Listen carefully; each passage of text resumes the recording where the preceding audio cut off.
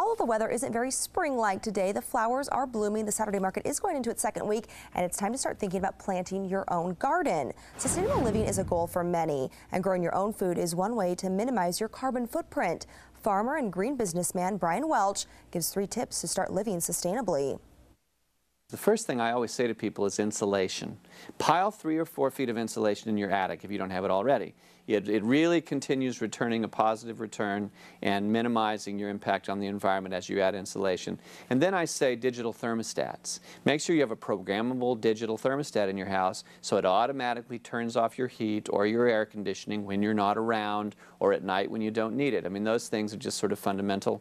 Number 3, don't drive unless you have to. Well, I was a journalist, and I was covering the environment 30 years ago. As a kid, I herded goats. I took care of a herd of milk goats in the deserts in southern New Mexico and spent a fair bit of time wandering around out in the desert with my goats. And I kind of fell in love with nature that way, the way a lot of people do, being out in nature.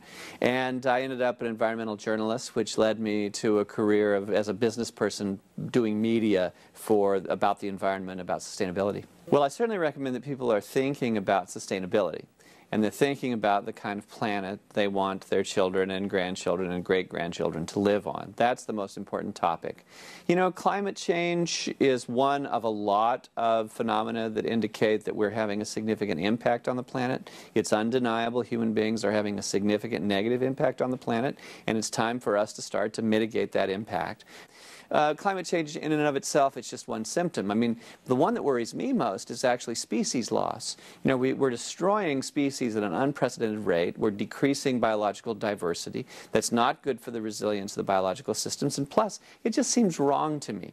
It seems like if God created all these diverse species, this amazing, abundant, beautiful world, it's just plain wrong for us to make it less abundant, for us to make it less beautiful, for us to destroy other species of living things. Just seems plain wrong to me. Well, my new book is Beautiful and Abundant, Building the World We Want, and it's my reaction to the fact that I felt like the conversation about sustainability has been far too preoccupied with the obstacles, with the puzzles we need to solve, and not interested enough in what kind of world we want to create.